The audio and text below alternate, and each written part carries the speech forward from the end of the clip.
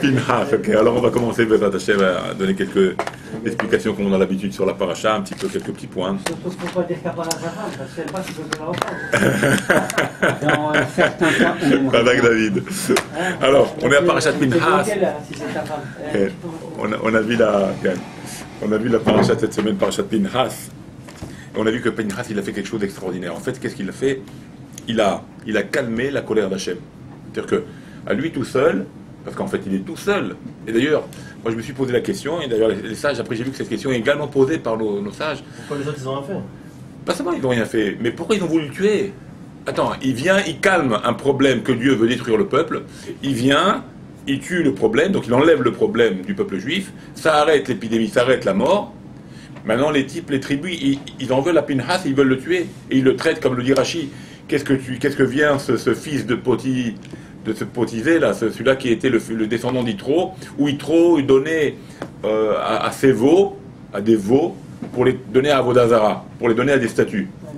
Donc, qu'est-ce que ce Pinhas, descendant d'Yitro, d'un grand-père qui donnait à ses veaux à manger les gavets, un homme cruel, donc Yitro, un homme cruel, qui donnait ça pour ça à Avodazara. Et Pinhas, il est descendant de ce monsieur-là, de Yitro. Alors, tout de suite, le verset nous dit non, attention. Pinhas, il est le descendant de Eleazar ben Aaron à Cohen. Toi, tu veux prendre, vous essayez de le diminuer, vous les tribus, vous essayez de diminuer Pinhas par son action entre guillemets cruelle à vos yeux. Mais moi, Dieu, je témoigne qu'il est descendant de Eleazar et Aaron à Cohen. Donc un homme qui aime le shalom, qui est Rodef Shalom. Parce que la qualité de Aaron, c'était quoi? Oev Shalom, Rodef Shalom, Mekarvan la Torah. Alors la Torah, elle met Pinhas parmi les descendants de Eleazar et de Aaron, donc un homme qui a fait ça pour le shalom, pour le bien, et pas pour vous détruire, vous les Bnei Israël. Mais ce qui est étonnant, pourquoi les Bnei Israël ont voulu le tuer? Il arrête un problème. Il arrête on va dire le moteur du problème. Vous essayez, maintenant vous voulez le tuer? Parce que justement, c'est ce qui dévoile Rashi quelque part. Pourquoi ils ont voulu le tuer? Pourquoi ils ont voulu faire du mal à Pinhas? Parce qu'ils ont pensé qu'il ne faisait pas ça pour Dieu. Qui faisait ça par cruauté, par méchanceté, parce qu'il avait un intérêt. C'est pour ça qu'ils ont pensé qu'il fallait le tuer, parce que ça va continuer l'épidémie. Si on n'arrête pas ce monsieur-là, s'il fait ça par cruauté ou par méchanceté, alors il va accélérer l'épidémie, il va accélérer le problème. Et c'est pour ça que Rashi il dit, parce qu'a priori, Rashi, c'est moi. Rashi aurait dû dire, il aurait dû référer Pinhas à Yitro en disant qu'il avait un grand-père Oved Avodazara. Rashi dit pas ça. Qu'est-ce qu'il dit Rashi? Rashi dit il a un grand-père qui gavait les veaux pour l'Avodazara. Ça veut dire quoi gaver les veaux pour l'Avodazara? Ça veut dire qu'il est cruel. Ça veut dire qu'on veut remarquer ici que Yitro c'est un homme cruel. Alors peut-être Pinhas, comme il est descendant d'Yitro, peut-être que lui aussi il fait pareil. Il va tuer, il tue Zimri ben Salou par cruauté, pas par calmer les Shem Shamaim, pour calmer la vengeance. Donc c'est pour ça qu'ils ont voulu le tuer lui aussi à Pinhas, en pensant qu'il fait ça par cruauté, par méchanceté, et non par les Shem Shamaim. Et c'est pour ça que la Torah elle vient témoigner, non, tout ce qu'il fait, tout ce qu'il a fait Pinhas, c'est les Shem Shamaim. C'est 100% les Shem Shamaim. Pourquoi? Parce qu'on le réfère à quoi? À Eleazar ben Aaron à Cohen, qui fait ça pour le shalom, qui fait ça pour le bien. Et il a arrêté l'épidémie. Et c'est pour ça que son nom Pinhas. Pinhas, c'est quoi Pinhas? Pinhas, le nom de Pinhas, c'était Yud, Nun, Chet, Samer. D'accord? C'est quoi Pinhas? C'est, regardez, on va couper ici. On a les lettres de Panaï, Has. Il a Panaï, c'est quoi Panaï? Face. Ma face, la face de Dieu. Panaï, Has, il a eu pitié. Il a eu pitié de la face de Dieu. Voilà Pinhas, on l'a appelé Pinhas. Pourquoi? Parce qu'il a Panaï, Has, il a pitié de la face de Dieu. C'est pour ça que juste après il y a marqué Ve'eshiv et Hammati al ben Israël. Il a calmé la colère de Dieu. Son action a calmé la colère de Dieu. C'est pour ça que le mot Hammati, pas la belle-mère, hein? Pas la belle-mère, hein, Hammati, attention, c'est la belle-mère. Alors, bravo, c'est ce que je voulais dire. Regardez, dans le mot Hammati, il y a le Chet et le Yud de Chai, et il y a le mot Met. C'est-à-dire qu'il a calmé la colère de Dieu. Il a enlevé la mort pour donner la vie. Parce que ça va donner la vie, maintenant la mort va disparaître. Et là, donc en fait, quand ce qu'il a fait Pinhas, Panaï, Has, il a eu pitié de la face de Dieu, ça a emmené la Hamati, ça a calmé la colère. Donc ça a calmé la mort et ça va donner la vie. Voilà ce qu'il a fait Pinhas par son action. Maintenant, c'était un homme, il était tout seul. Je ne sais pas si vous imaginez tout seul. On dit que la Gemara, elle dit que Pinhas, il a eu 6 miracles. La Gemara dit, c'est dans Maseret Sanhedrin, elle dit qu'il a eu 6 miracles. Il y a d'autres Rachamim qui disent dans le Midrash, qui disent qu'il y a eu 12 miracles. Il y a eu 12 miracles. Sa lance a tenu, elle ne s'est pas cassée sur le poids des deux bonhommes, de la bonne femme et du bonhomme. Elle ne s'est pas cassée, parce que la lance, comment elle va tenir? Le poids de 2 personnes sur une lance en bois, elle te casse. On dit qu'elle ne s'est pas cassée. Le bras de Pinhas, il a tenu comme ça sur tout le camp d'Israël. Il a fait passer. Le sang n'a pas coulé, exprès pour pas qu'il soit tamé, pour qu'il devienne Cohen immédiatement. Le sang n'a pas coulé, ils sont restés vivants. Ils ne sont pas morts, ils sont restés vivants pendus là-haut. Là, on dit que la tente, elle s'est levée, parce que dans la tente, qu'est-ce qui se passait? Parce que comment ils ont attiré les Béné Israël à faire le péché des femmes?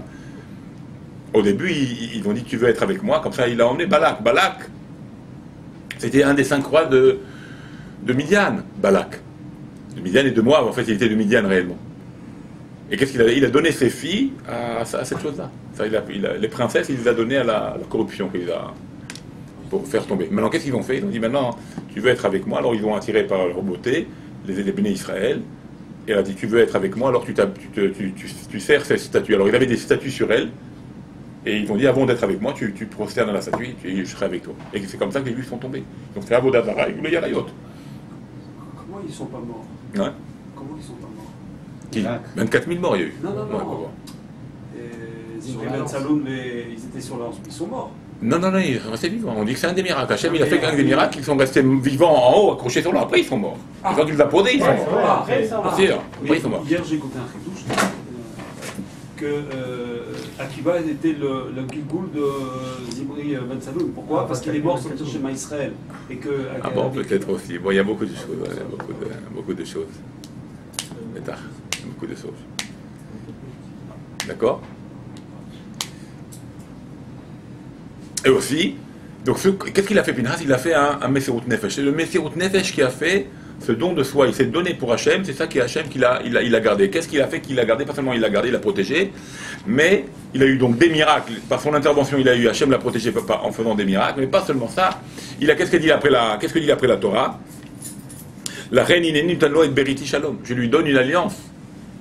Brit Keunat Olam, il va être Cohen. Parce que vous savez que Pinhas était le fils d'Eleazar à Cohen. Il n'a pas eu la Keuna. Mais il n'avait pas. Pourquoi il n'avait pas la Keuna? Bravo, il est né avant. Attends, je leur explique seulement. Il est né avant, parce que Pinhas, si tu vois là, un homme il lit les versets simples, il va voir un truc il va dire, attends, il y a un truc qu'il ne comprend pas. Je ne comprends pas. Il mérite d'être Cohen, mais c'est le fils d'Eleazar le Cohen. Je ne comprends pas. Qu'est-ce que ça veut dire? Dieu, il va lui donner maintenant la Keuna. Pourquoi avant il n'était pas Cohen? Il était Cohen, puisque a priori il est né de Eleazar à Cohen. Il était manquant, non? Non. D'accord? Alors comment ça veut dire il n'est pas Cohen? Non. C'est que quand Dieu est venu donner l'ordre, de choisir Aaron et ses enfants comme Cohen, Pinhas était déjà né. Donc avant que l'ordre de Dieu vienne sur Aaron et ses enfants pour être des Kohanim, ils étaient quoi? Ils étaient Lévi. Après, il y a eu le choix de Dieu. Toi, Aaron, et tes 4 enfants, et tes 2 enfants, parce qu'il y en a 2 qui sont morts, vous serez des Kohanim. Et ceux qui vont naître à partir de mon ordre, Dieu, où je vous ai choisi, tous vos enfants qui vont naître seront des Kohanim. Mais ceux qui sont nés avant, ils sont restés Lévi. Donc Pinhas était né avant que Dieu décide de choisir Aaron et ses enfants. Donc c'est pour ça que Pinhas, bien qu'il était le fils d'Eleazar, le Cohen, il est resté Lévi. Vous comprenez? C'est pour ça que le verset, ne vous inquiétez pas quand vous lisez comme ça, vous croyez qu'il y a un problème. C'est pas possible. Le fils d'Eleazar à Cohen, et on dit il n'est pas Cohen, il a mérité la Keuna. Ça veut dire quoi? Donc il n'était pas Cohen avant. Non, il n'était pas Cohen avant. Il est devenu Cohen par cet acte qu'il a fait. Donc il a fait un acte de Messirut Nefesh. Ça vous rappelle qui aussi quelque chose comme ça de Messirut Nefesh, où justement à Kadosh Qui a raconté ça. Roshin Bendan. Peut-être pas dans ce niveau-là, mais on va voir quelque chose dans les patriarches. C'est Yitzhak. Il a fait Messirut Nefesh. Il a donné sa vie à Kadosh Baruch Hu. Il était prêt à donner sa vie. D'ailleurs, Abraham, il l'a pris pour le sacrifier. Et Yitzhak, il était tout à fait d'accord. Il a dit, prends-moi, il fait bien le sacrifice, égorge-moi bien, il ne loupe pas la shrita. Et c'est pour ça que c'est extraordinaire. Parce que combien c'est Pinhas en valeur numérique? 208. Oui? Et Yitzhak, regardez comme c'est magnifique. Yitzhak, valeur numérique, 208. C'est-à-dire Pinhas et Yitzhak, c'est les mêmes. Et c'est pour ça, regardez maintenant, c'est pour ça que Yitzhak, à quel moment on va appeler notre père Yitzhak, à quel moment on aura le mérite d'appeler Yitzhak puis Abraham, là on dit maintenant dans la Mida Magen Abraham, quand ça va être maintenant pour Mashiach. Mashiach, ça sera notre père comme référence, puis Abraham et là Yitzhak. Et Pinhas, c'est Eliyahu, c'est le prophète Élie qui annoncera la venue du Mashiach. Donc il y a un lien entre Pinhas et Yitzhak par leurs chiffres et à la fois par leur futur. Pinhas, c'est quelque part Eliyahu qui va nous donner le temps futur, et Yitzhak, c'est lui qui va être notre père dans les temps futurs. En plus, ils se ressemblent, Pinhas et Yitzhak, dans Messirut Nefesh. D'accord, ils ont les mêmes points. Ils sont donnés pour Hachem, ils se sont donnés complètement pour Hachem. Et la même chose, Pinhas est donné aussi pour Hachem dans ce qu'il a fait. Donc on voit il y a des points communs entre Pinhas et Yitzhak. D'accord, on voit que c'est la même valeur numérique. Si vous avez quelque chose, aussi j'ai remarqué quelque chose d'extraordinaire, je ne sais pas si vous avez fait attention, la première montée du Sefer Torah, il y a le mot Shalom, comme on arrive là-bas sur le verset. Il est noté et Beriti Shalom. Comment il voit bravo le Vav dans la Torah. Vous savez très bien. Vous savez que dans la Torah, ça va redire. Vous savez que dans la Torah, que s'il manque une lettre, ou il y a une lettre qui colle une à l'autre, ou une lettre qui est coupée, c'est pas soul. C'est-à-dire que le Sefer Torah serait pas soul dans le cas où il manque une lettre coupée, ou une faute, bon, peu importe. Maintenant là, on a une seule lettre dans la Torah, il y a une seule lettre dans la Torah, et à la limite, pour certains décisionnaires, si elle n'est pas coupée, cette lettre-là, et ben le Sefer Torah est pas soul, c'est le contraire là. C'est laquelle lettre? C'est le mot Shalom. Dans le mot Shalom que maintenant Dieu va donner à Pinhas, le Shalom, le Brit Kiunatolam, un Brit Shalom, une Brit de paix, une alliance éternelle avec Pinhas. C'est pour ça qu'Eliyahu, Pinhas ou Eliyahu, il n'est pas mort. C'est pour ça qu'il n'est pas mort. Ça va être une alliance éternelle. Il n'est pas mort, Pinhas.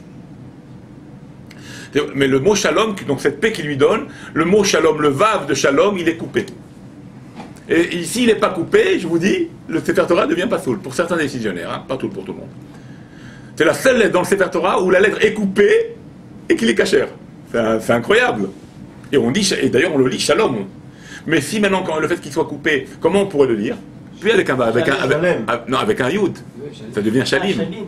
Shalim, combien c'est en valeur numérique? Si je dis Shalim maintenant, sans le Vav, combien ça fait? Regardez, on va faire Shalim. D'accord? Ça fait combien? Ça fait, bravo, égal 380. C'est quoi 380? Écoutez-moi bien. La Gemara elle dit 380, c'était le nombre des Kohanim qui étaient descendants de Pinhas dans les deux temples. Les Kohanim qui étaient dans les temples, dans le premier temple et le deuxième temple, c'était les descendants de Pinhas. Il a mérité donc Brit Shalom, il va avoir une paix, une alliance de paix éternelle, c'est-à-dire qu'il va mériter que tous les Kohanim qui vont être dans le premier Beth Amikdash et le second Beth Amikdash, ça sera ses descendants à lui. À lui, les Kohanim d'Olim, je parle. Pas de Aaron, de lui. Regardez un peu la puissance qu'il a, regardez ce qu'il a gagné. Et c'est pour ça qu'on dit dans le premier temple, il y a eu 80 Kohanim, sur les 410 ans du premier temple. 410 ans le premier temple a duré. Il y a eu 80 Kohanim, tellement c'était des Sadikim. Il durait longtemps. Et dans le deuxième temple, il y avait 300 Kohanim. Donc, qui est aussi descendant de Pinhas. Donc, pour vous dire que le mot Shalim, il a reçu un Shalim, il a reçu une perfection, le fait qu'il a justement, il a fait ce qu'il a fait, en recevant comme héritage, en fait, que ses enfants vont être des Kohanim ou d'Olim dans le premier et dans le second temple. Ça, c'est Pinhas.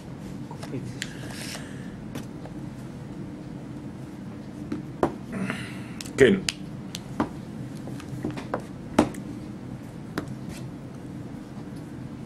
Alors,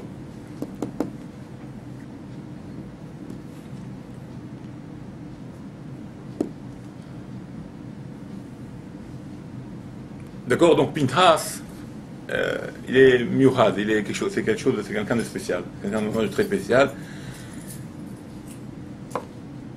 et il a cette puissance-là d'avoir fait Messirut Nefesh, et il a mérité donc cette chose-là, et donc par ce mérite-là, il va calmer la colère de Dieu, comme on l'a dit. Veshiv et Ramati, il va calmer Hachem de ce qu'il a fait, et ça va faire que ça va donner donc vie, Chai, ça va donner de la vie, comme le mot Ramati l'indique, à la fois il y a le mot mort, à la fois le mot vie. Donc quand tu calmes la colère de Dieu, tu emmènes la vie. Quand on n'arrive pas à calmer la colère de Dieu, alors, il y a eu ce qu'il y a eu, il y a eu 24 000 morts dans cette histoire-là. Il y avait aussi autre chose que je voulais vous dire.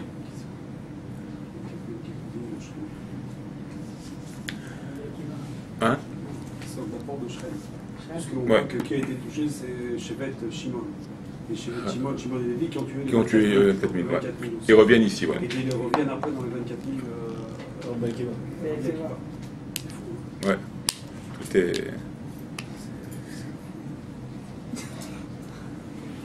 je voulais vous dire autre chose ici, ça m'est sorti d'esprit, pas revenir. Il y a aussi autre chose à vous dire.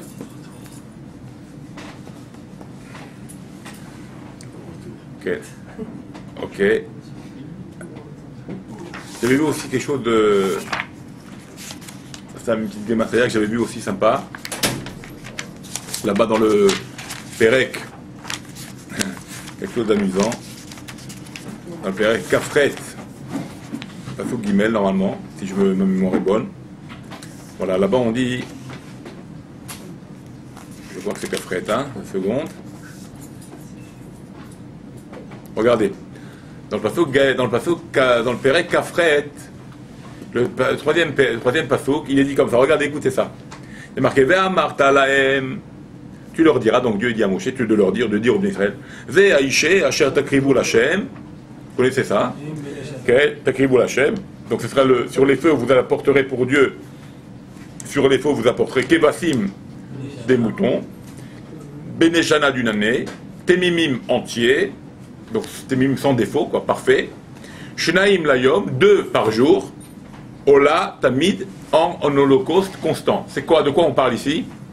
Ceux qui savent? Des korbanot. Quels korbanot? Ola Tamid. C'est quoi les Ola Tamid d'aujourd'hui?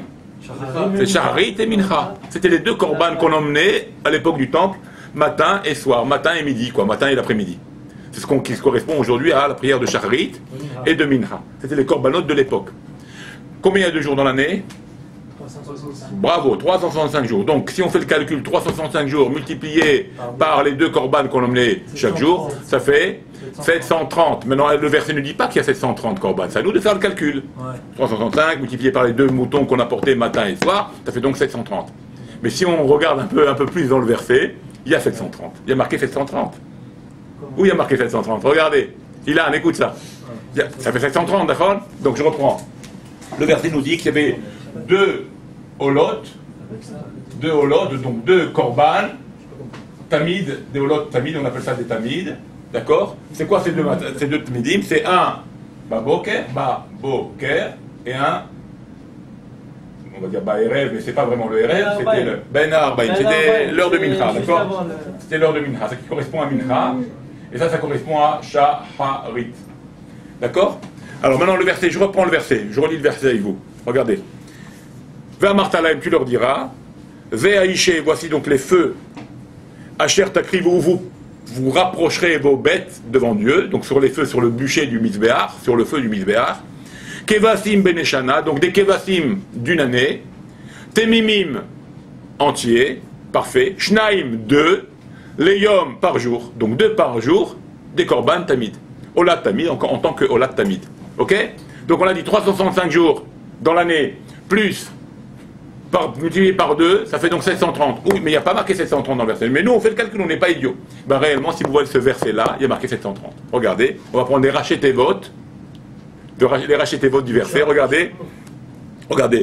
Beneshana, d'accord? Alors, Beneshana, Temimim, entier. Temimim, ça commence par quelle lettre? Tav. Shnaim, donc le nombre qu'il nous faut. Regarde, t'as une kippa dans la teva. Tu ouvres la teva. Donc je reprends. Temimim, il faut qu'il soit entier. De 2 par jour. Donc Shnaim, ça fait Tav et Shin, ça fait combien? 700. Ça fait 500. Layom par jour. C'est combien Layom le Lamed? 30. Donc ça fait 730. Vous voyez, dans le verset qui parle, en bas, tu ouvres la porte d'en bas de la teva. Voilà. Au fond, tu regardes au fond, premier étage, au fond, il y a une kippa. Vous avez compris ou pas? C'est mimim. Ça correspond exactement au verset qu'on a besoin. C'est-à-dire, il faut un korban entier. T'es mimim, shnaim de 2, layom par jour. Donc 2 par jour entier. Les rachetés votes fait 730. Le nombre de korbanot qu'on en met dans l'année. Incroyable. Vous comprenez ça? Taf, Nun, Taf, Lamed. Shin et Lamed. Taf, Taf, Shin et Lamed. Shnan, Taf, Shin. D'accord? Ça, c'est ce que j'ai vu. C'est une petite notion donc, pour vous dire comment. Alors maintenant, qu'est-ce que ça veut dire ça? Qu'est-ce que ça veut dire? La même chose, on a l'obligation de faire Minha, Shacharit et Minha. Ça correspond à. Qu'est-ce qu'on dit dans la prière tous les matins? Uneshalema, Parim, Sefatenu. Uneshalema, Parim, Sefatenu. Ça veut dire qu'aujourd'hui, les korbanos sont représentés par quoi? Cette obligation d'emmener 2 korbanes par jour, elle est représentée par la prière. Minha, Shacharit et Minha. Donc l'importance de faire Shacharit et Minha, pour nous, c'est comme emmener un korban. Uneshalma, on le dit. Uneshalma, c'est ça qui vient compléter, c'est ça qui vient apporter, qui vient remplacer le korban. Donc combien d'importance de faire nos prières chaque jour? Combien d'importance de faire Shacharit et Minha chaque jour? Combien c'est important ça? C'est pour ça qu'il ne faut pas louper, essayez de ne pas louper vos prières. Si vous pouvez prier chaque jour, Bezrat Hashem, de faire en minyan encore mieux. Mais déjà de ne pas louper vos prières. Ça prend 5 minutes. Mamash, faire une prière chaque jour, ça correspond à Mamash, à la perfection de ces korbanes qu'on emmenait à l'époque du temple. Parce que la prière, quelque part, comme on l'a dit souvent, je dis souvent, la prière c'est quelque chose de très très élevé, très important.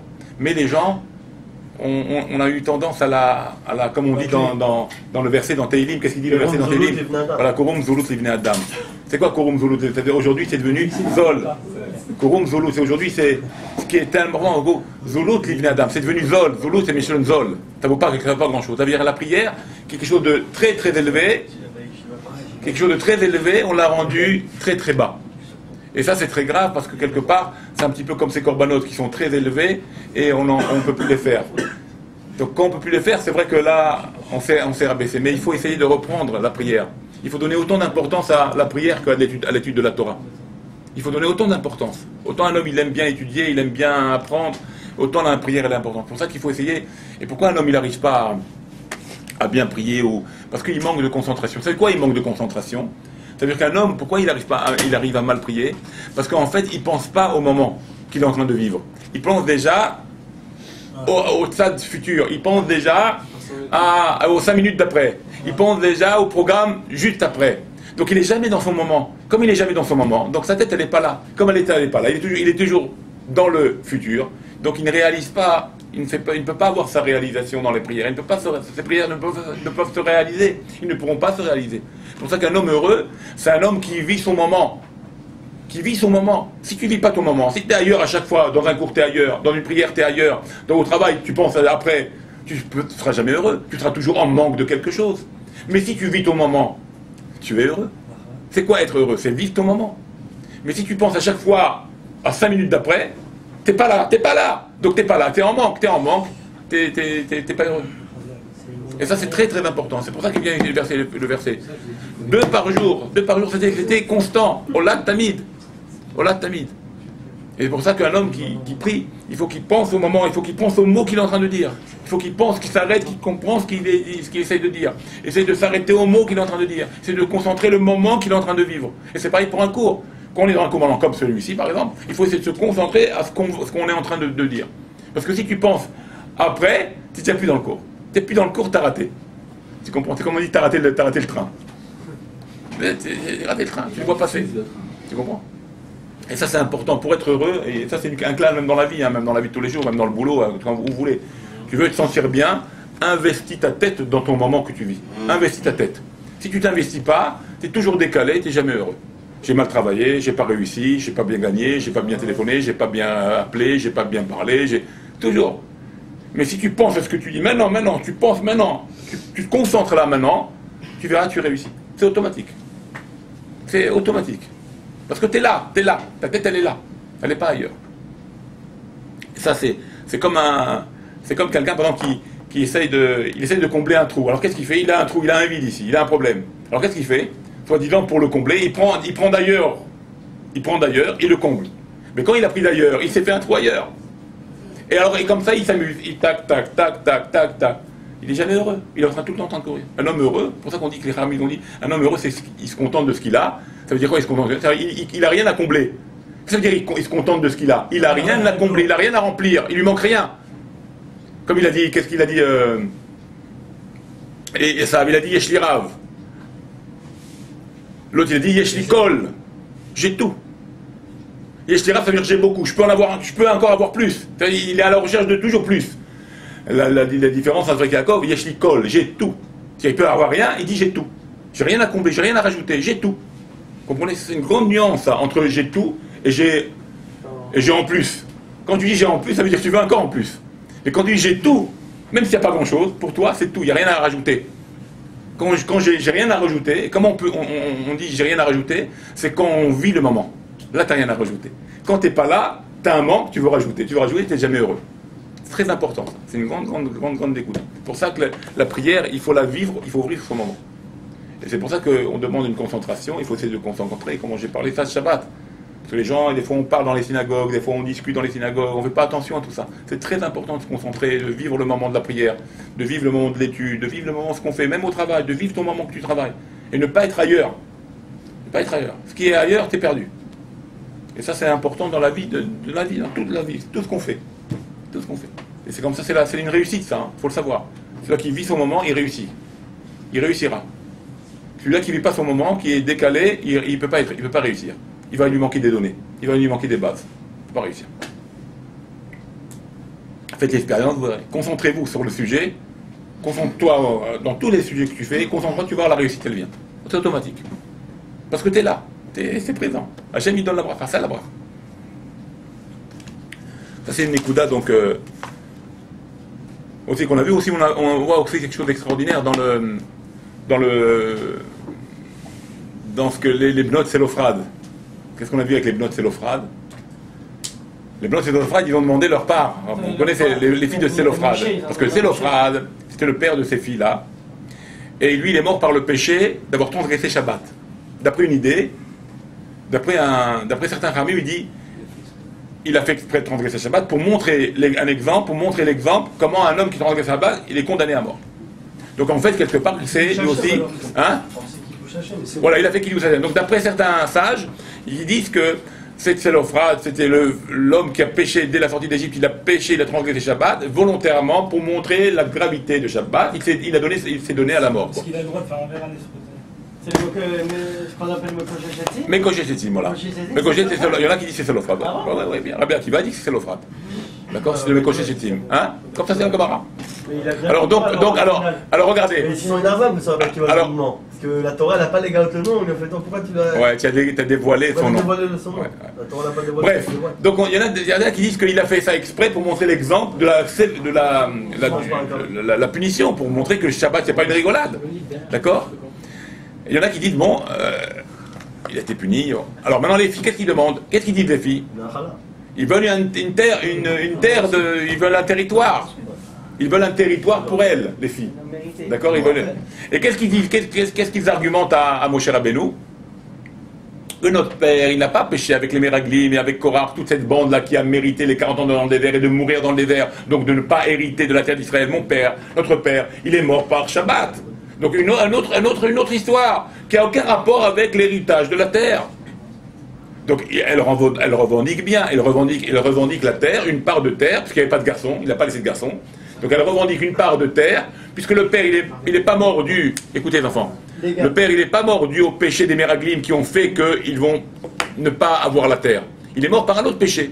Donc ils sont venus devant Moshe, et ils ont demandé à Moshe, on veut la justice, propose ça à Dieu.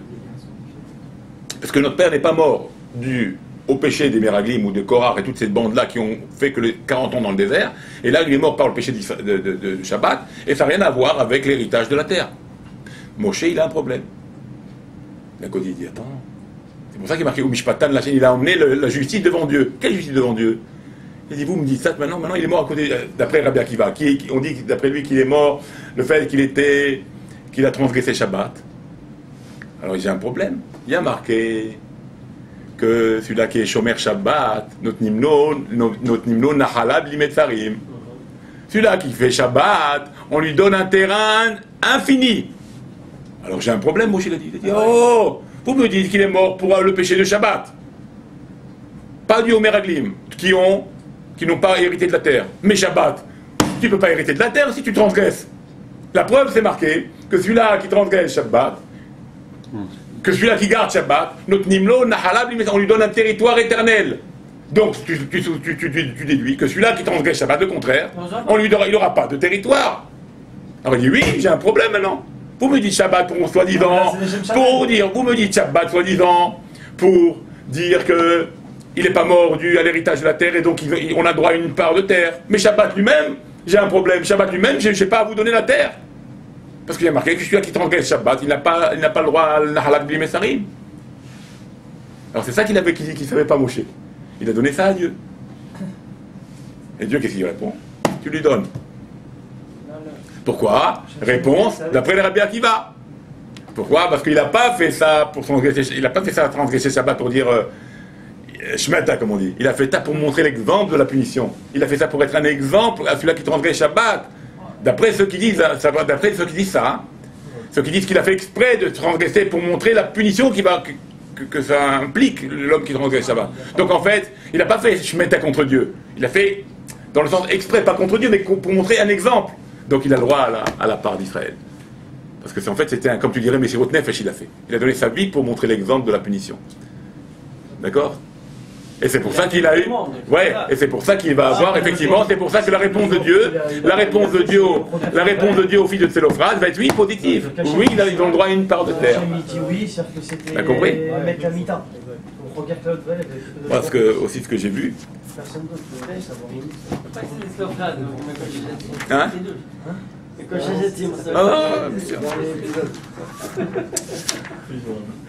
Après un certain moment, vous voyez dans la paracha, quelque chose on a vu aussi quelque chose d'extraordinaire, et ça on va le revoir après dans le Nar avec Yerovam ben Nevat, avec ce sujet-là, qu'on va après le décret, donc après qu'il y a eu l'épidémie qui s'est arrêtée et que Pinhas il a fait ce qu'il a fait.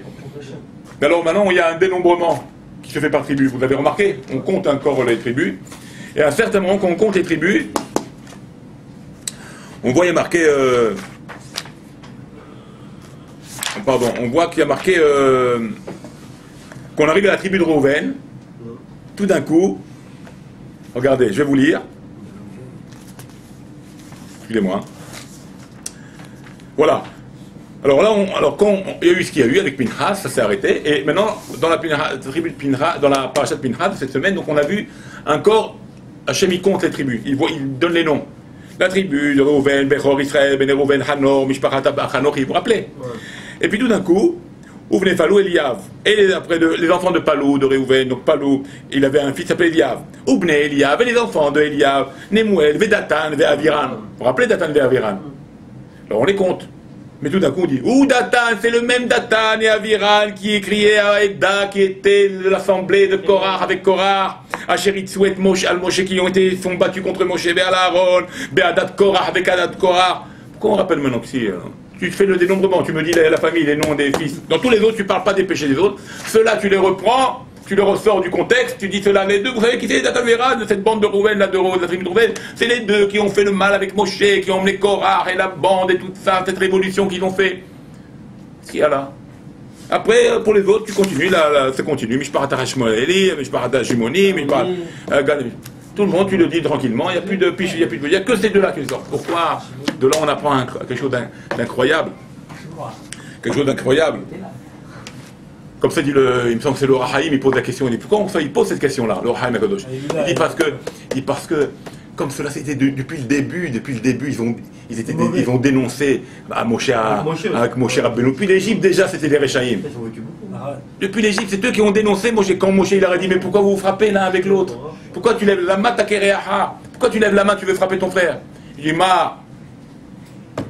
Misam lehaleish, qui chauffette alenu, qui tu te prends? Ils ont dit à Moshe, tu veux être notre juge, toi, comme tu as tué l'Égyptien?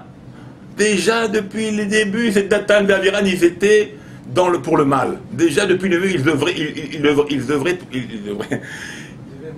étaient ils faisaient pour le mal. D'accord? Ils œuvraient. Oui, c'est vrai. Ouais, c'est vrai. D'accord. Donc ils étaient dans le mal, ils faisaient la mal. Et puis après on va les revoir. Encore avec Korah, et avec tout ça, et après avec le veau d'or, c'est eux qui ont mis c'est qui ont apporté ça. Et combien de fois on les voit dans l'histoire à faire que du mal?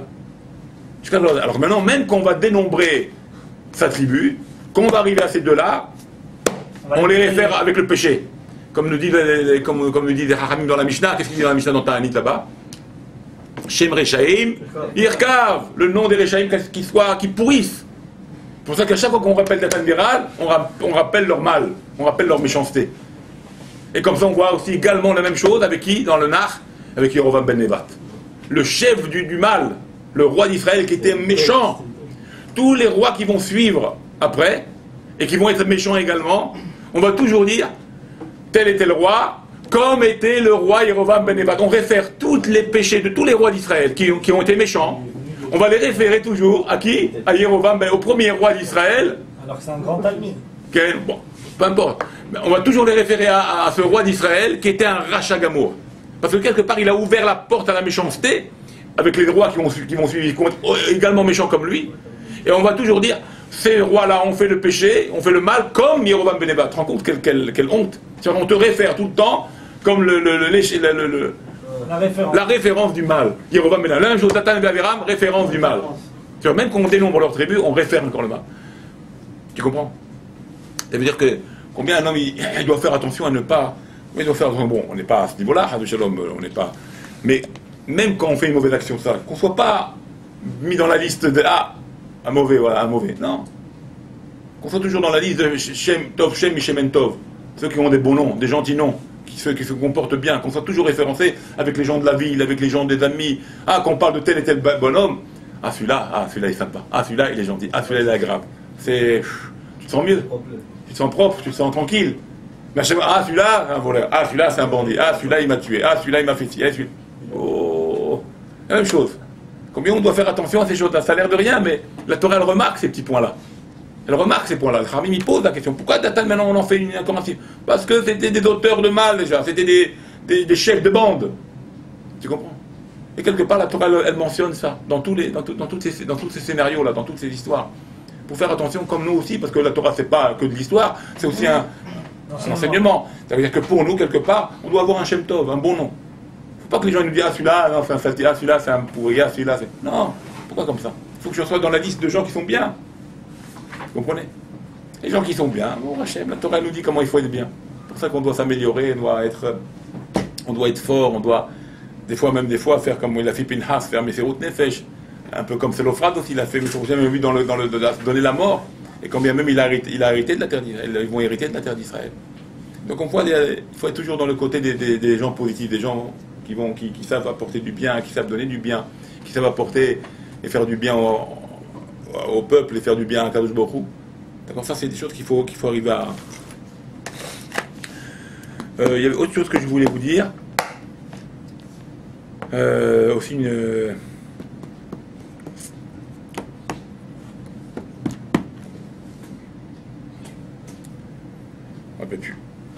Il y avait une petite gématria qui me trottait dans la tête.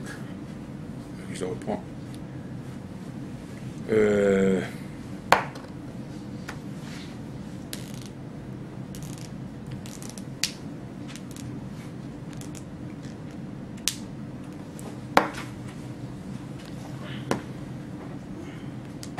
Non.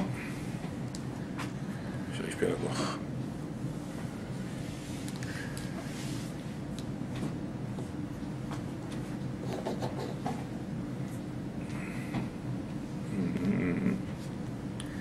Bon, voilà un petit peu pour...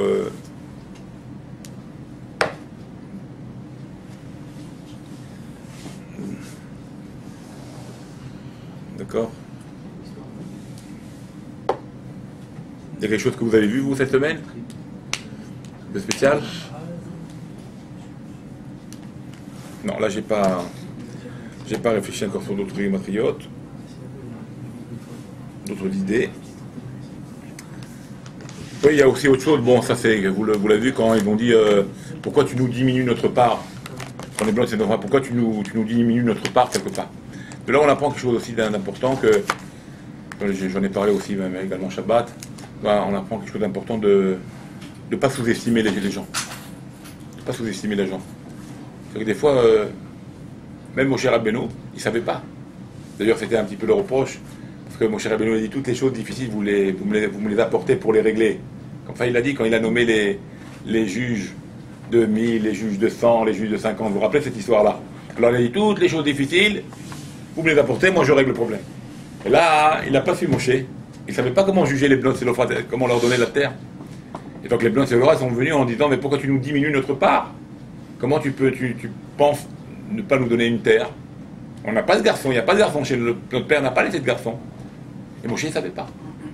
Donc Moshe, quelque part, que Baruch lui dit, attends, toi tu t'es référé comme la référence, la Cour suprême, en disant, je connais tout, apportez-moi vos problèmes.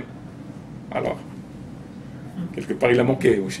Pour lui faire monter la faiblesse. Qu'un homme, ça reste quand même bien que c'est Moshe Rabbeinu. On ne parle pas de Moshe Rabbeinu, mais on est des hommes. Tu comprends? On ne peut pas tout savoir. Et quelque part, quand il dit Loïga, pourquoi tu nous diminues, tu diminues notre part, quelque part, on apprend de là ne pas sous-estimer. Ne pas sous-estimer un homme. Voir toujours un homme, c'est de toujours encourager quelqu'un. Ne pas diminuer, ne pas sous-estimer, mais de dire diminuer un homme. Parce que des fois, notre façon d'être, nous, de parler avec nos enfants, avec des copains, avec des amis, on a tendance, l'homme, il a tendance à vouloir, dû à son amour propre, il a tendance à vouloir monter lui. Et des fois, quand il se monte à lui, quelque part, il diminue l'autre. C'est-à-dire que l'autre, il devient comme un piédestal, un pied de tremplin à son avantage. Il devient, en écrasant l'autre, moi je monte. D'accord? Et ça, des fois, ça arrive avec même nos enfants d'éducation. Ah, tu vaux rien. Ah, t'es un nul. À force de dire ça, sauf tu vas lui enlever le bitachon. Il n'aura plus de confiance personnelle, il n'aura plus de confiance en lui. Il va grandir, il va croire, non, je suis pas bon, j'arriverai pas. À cause de quoi ça? À cause que des fois, nous les parents, on a toujours non, t'es pas réussi, t'as mal fait. C'est vrai, peut-être qu'il a mal fait, mais ne dis pas qu'il a mal fait. Il est jeune, il va réussir, c'est pas mal. C'est bien, continue. Encourage-le. Parce que si tu le diminues, sauf il aura plus de force, il aura plus de bitachon, il aura plus de bitachon atzmi. Je sais pas comment on dit ça en français. Une assurance personnelle, quoi. Il ne va plus avoir ça. Et ça, c'est très grave pour un enfant. C'est très grave de grandir comme ça. Et beaucoup de gens, malheureusement, beaucoup de gens, même nous tous, j'en suis sûr, parmi nous, beaucoup de gens, dû à ce problème-là, ils n'osent pas faire les choses. Ils n'osent pas avancer. Ils n'osent pas progresser. Ils ont des capacités, même intellectuelles, même très fortes. Mais dû au fait qu'ils ont grandi avec ils sont sous-estimés eux-mêmes, parce que leur père lui disait comme ça, la mère disait comme ça, les copains, l'école, non, c'est pas bon. Eux-mêmes, maintenant, ils se sentent faibles. Ils se sentent faibles, même s'il a des grandes capacités. C'est pour ça que des fois, il faut faire un peu comme ça on rejoint un peu le début de la paracha, il faut faire un peu comme Pinhas. Il faut faire comme Pinhas. Des fois, il faut jeter. Il faut y aller, il faut aller de l'avant. Je ne sais pas, en fait. On m'a tellement sous-estimé, je sais pas qui je suis réellement. Je ne suis pas moi-même. Alors, on m'a affaibli déjà depuis mon jeune âge. Et pour ça que des fois, il faut faire Messirut Nefesh. Il faut se donner un peu plus. Il faut aller vers l'avant. Et tu vas voir, tu vas te découvrir. Tu vas savoir réellement que tu as des grandes capacités. Et tu vas même des fois t'étonner. Tu vas t'étonner de savoir que tu as des grandes capacités. C'est pour ça qu'il faut faire attention à nos propos, surtout nous entre copains, entre père et enfant, encore plus. Parce que on a tendance à dire t'es un nul. Alors il y a deux aspects de dire t'es un nul. D'accord? Tu as deux aspects. Tu as la possibilité d'un aspect. Comme on l'a dit, tu sous-estimes l'enfant, il va s'écraser, le pauvre, il va souffrir de ça. Ou bien, quand tu dis t'es un nul, c'est-à-dire, attends, l'enfant, il peut prendre ça au contraire. Il dit, moi, je suis un nul, je vais faire montagne, moi, si je suis un nul. Et là, tu peux. C'est un bon coach. Tu vois, ça, c'est un bon coach. Mais pas tous les enfants. Il y en a qui ne le prennent pas comme ça. Voilà, c'est ça. Il y en a qui ne prennent pas comme ça. Il faut savoir s'adresser à chaque personne. Voilà, il faut savoir. Mais ça, c'est pas toujours évident. Donc, il faut faire attention à ces propos-là, ne pas rabaisser les gens, ne pas diminuer les gens. Et faire attention à toutes ces choses-là, ne pas diminuer personne, Hazbe Shalom, et c'est un petit peu ça ce que demandent les Blancs de l'Euphrate. Pourquoi tu nous diminues? Ne diminue pas notre part. Quelque part, c'est quoi notre part? C'est pas seulement une part de terre, là c'est notre part, notre situation, ne diminue pas notre situation. Déjà on n'a pas de garçons, déjà on n'est que des filles, déjà on est faible, on est dans une situation de faiblesse, donc nous affaiblit pas encore plus. Et ça, ça pourrait être bien sûr pour nous tous, pour les hommes, Be'ezrat Hashem, bon, pour tout le monde. Vas-y, tu veux dire David? Non, bien sûr. Dans la synagogue de Shimon ben Shushan. Et il dit que, justement là, tu disais pour les mishpachot. Ouais. Il dit pour les mishpachat Palou, et il leur donne tous un nom. Il commence par Reuven, attends, les Palou, mishpachat Paloui. D'accord? Après il dit les Chetzron, mishpachat Chetzoni. Donc ça on pouvait le savoir. Donc tout cela, qu'est-ce qu'on leur a ajouté à tout cela? Et le Yud. Et le Yud. À tous les mishpachot, c'est les shvatim, ils ont rajouté le et le Yud. Alors Rashi là-bas, il pose la question, il dit comment se fait-il? Alors ils disent d'où ça vient? Ça vient en Égypte, quand ils étaient en Égypte, les Shvatim, les peuples, ils ont eu un doute. Ils disaient, mais attends, mais ils se sont mélangés avec les Égyptiens. Qui nous dit que maintenant c'est vraiment les Shvatim? Ils se sont mélangés. Ouais. Il y a eu, quelle preuve qui nous dit? Donc les Égyptiens, comme ils avaient tous les pouvoirs, ils sont assimilés, ils ont pris leurs femmes, ils sont assimilés, ils ont attaqué leurs femmes et tout. Donc c'est plus vraiment. C'est plus Shvatim. Donc Akadosh Baruch Hu a dit non, moi je témoigne sur mes enfants que c'est toujours les Shvatim. Hein? Donc je vais rajouter à chaque chevet le He et le Yud. Moi Hachem, Yud He, je témoigne qu'ils ont regardé. Et il ramène ça au pasuk de David Ameler de Shira Ma'alot, le Télim de Shira Ma'alot, il dit Shesha Malou Shvatim, Shifteyad et Dout l'Israël, le Dot Leshem. C'est lui, moi il témoigne à Kadosh Baruch Hu, il dit dans le de Télim, il dit Yerushalem Abnua, il dit Shesha Malou Shvatim, d'où sont Shvatim? Yute, Shifteya, et ils sont montés d'où? Ils sont montés d'Égypte. Et Dout. Kadosh Baruch Hu vient de témoigner comme quoi, non, ne croyez pas qu'ils sont assimilés. Ils ont bien gardé leur origine. C'est pour ça qu'ils ont donné chaque nom, parce que ça va nous apprendre ici. À Palou, Karmi, à Chetzron, à Chetzroni. Ça va nous apprendre quoi? Donc le E et Yud va nous apprendre qu'ils ont gardé, ils se sont pas assimilés. Et quand Kadosh Baruch Hu il témoigne. Ça c'est Shimon Ben Shushan.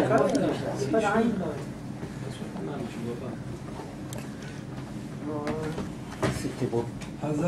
Voilà, ça y est, on peut.